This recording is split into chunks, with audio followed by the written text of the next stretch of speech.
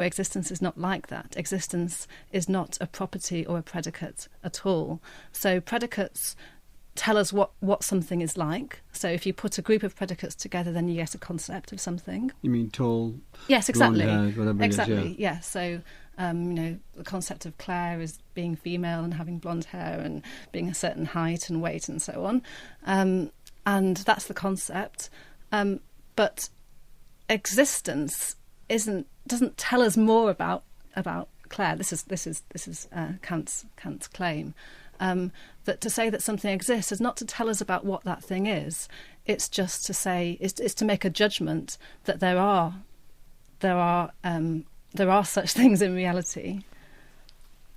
John Haldane, we've got Hume and we've got Kant. Where does that leave the ontological argument before we move closer to our own Well, time? it focuses on this question of existence. This is what's really come onto the scene now. If I could just sort of gloss what Claire said, I mean, a very simple way of putting this is it's not part of the definition of anything that it exists.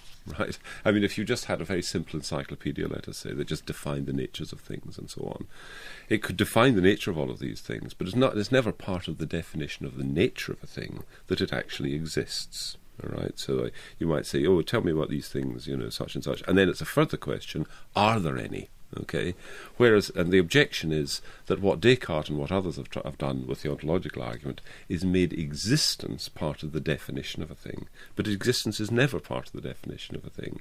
So they've treated it as if it was part of the definition of a thing. But for anything that you define, you can always ask the question: well, thank you, you've told me what they are, but now tell me, are there any? Okay, so that's the burden of where the thing goes now is over this question of whether or not it makes sense, perhaps uniquely in the case of the definition of God, to say that existence is part of the definition. Of course, it's not part of the definition of cats or dogs or mice or rats that they exist, right? Of course, they do exist. We wouldn't be interested in defining them if they didn't. But you could come up with a definition of something, and then it'd be an open question. Scientists do this all the time. Here would be a definition of a kind of particle, right? Are there any, right? So then they go off and do the experiment. So they defined what the characteristics of the boson might be, and then they go off and they do that CERN, they do their work, and they find out whether or not there are any.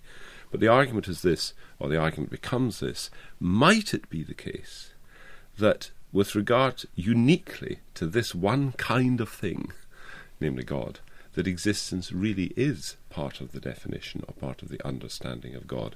And one way in which that is put is to say, look, sure, existence, ordinarily speaking, isn't part of the definition of anything, but necessary existence, it being impossible that such a thing not exist, might be part of the essence or definition of God. And I guess you might say that in one way or another, the revival of the ontological argument in modern times, I mean in the last sort of 50 or 100 years and so on, has really been around this dialectic, this argument to or fro, as to what it is legitimate to put into the definition. Peter Millikan, the man described as the greatest mathematician of the 20th century, Kurt Gödel, was on the side of the ontological argument. Can you tell us what how he reinforced it, added to it? Yes, in the early 70s, he circulated amongst friends a manuscript which was never actually published. But essentially, Gödel's thought moves on from Leibniz's. He has the notion of a positive property.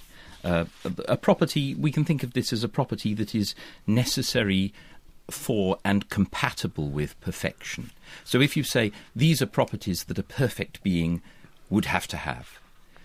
And he gives a formal proof that, thus conceived, these positive properties ought to be compatible with each other.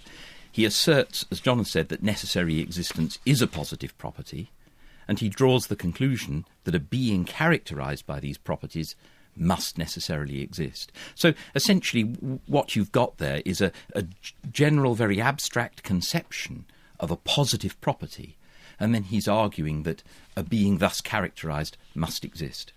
Can we go to this man called Alvin Plantinga, John Haldane, in the 60s? Again, we're still 800 years on, whatever it is, re-examining this ontological argument. Yes, well, although in general, before we get to it is dying away. Fewer and fewer people are believing it. They think it is very interesting. Some think it's a joke. They think it's a necessary part of the way that they learn logic in philosophy, but it's losing its sting.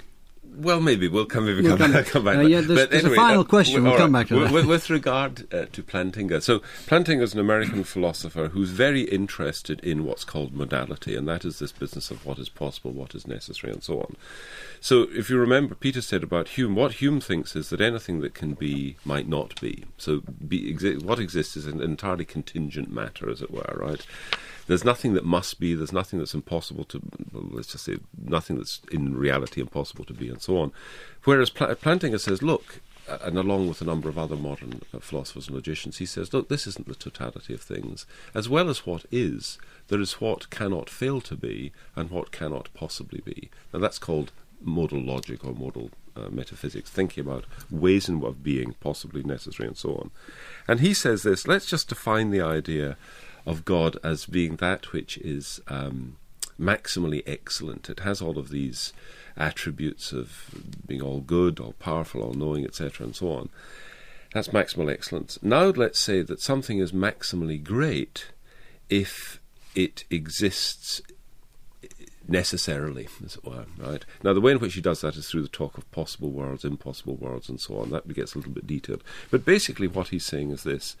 Again, it's kind of Cartesian, that the idea of God takes us to the idea that God must necessarily exist. And he uses these techniques of modal logic, of playing around with notions of possibility and necessity and so on. And basically the line is this: God couldn't be the kind of thing that might or might not exist.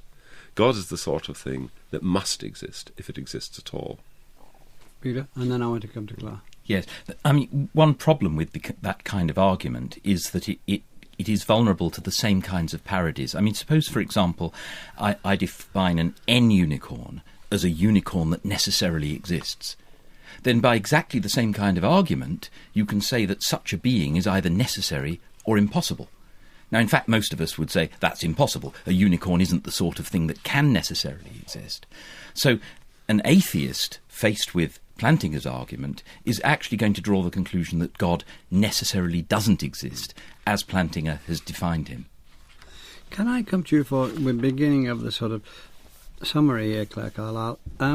Is it any more than an intellectual, intriguing intellectual puzzle at the moment, or does it have any real power, do you think, as an argument for a belief in God? Well, I personally don't think that there is a successful argument for the existence of God.